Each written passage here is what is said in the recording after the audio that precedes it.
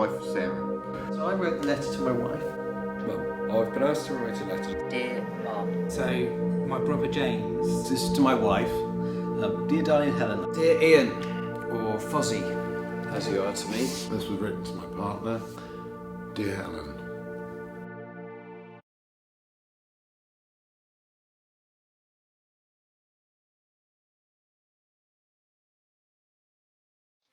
It's quite an emotional thing, isn't it? Yeah, just... I think being in this environment and sharing that, with people who I know and have only just met, I think is interesting. Bearing part of your soul. Nervous. Yeah. I guess not know what it was about. So, yeah, me being me meant that it wasn't something that I rushed to do. It wasn't, I wouldn't normally kind of volunteer to sit and talk about my feelings. Oh, right. I was worried, a little bit worried. I was thinking, oh gosh, I hope I'm not going to talk about bereavement too much. I didn't feel nervous. I had a rough idea of what it was about. The emotions kicked in before, when I sort of saw a little bit of this, and I thought, hold on, okay. Knowing the kind of work that Arterne is involved in and your kind of history working with mental health issues, etc., I kind of had a feeling what it would be, but I had this vague idea, very vague, and the thing this morning was, why wait for the wake? And I thought, okay, fine, I can sort of perhaps understand, it's about, talking to people, telling people, why wait for the wake, quite literally. As you know, I've been through quite a lot of significant bereavement, and it's really took the wind out of my sails, and I thought, if I start talking about someone who I've lost, then that's when I could sort of get the emotional, because it's the loss, isn't it? It's the void from your life. Yeah, I thought of Fozzie because he was very important at an important time for me. And I asked you about, could I write about my children? It was almost like I didn't want to write it. Really odd, I didn't want to write it. I was sitting there thinking, right, I'll write about my mum, I'll write about my sister, I'll write about my kids, and it was no, I need to write about Helen. So that was quite some experience, I tell you.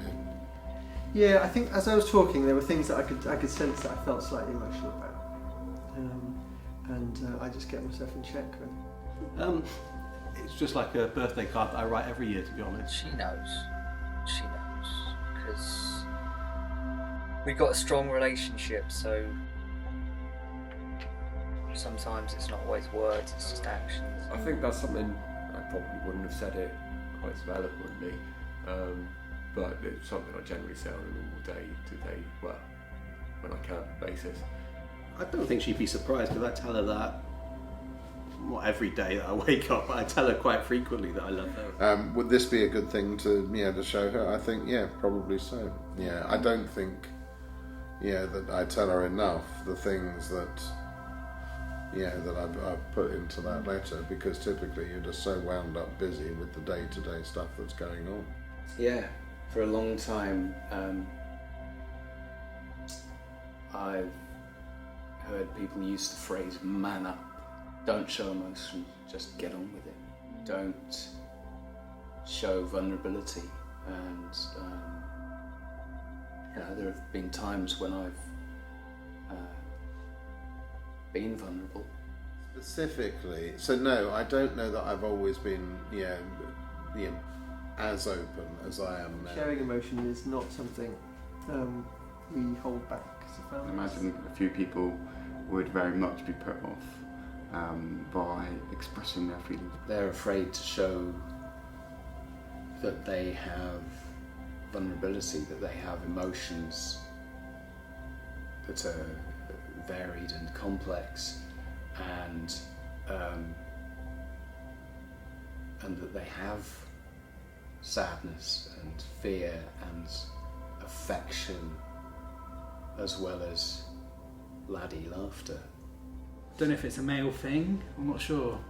Men, well, of my age, are certainly more often strong, silent types instead of strong vocal types. Yeah, Maybe it's a man thing.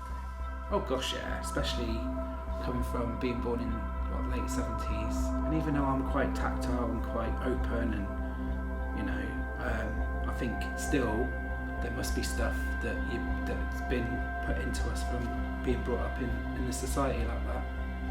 there are images of men that portray a way of being that is strong, capable.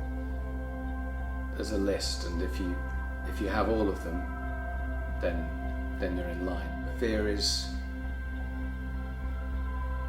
always sort of around in the swelling oceans of your emotional world, and it doesn't go away if you don't talk about it. It's still there.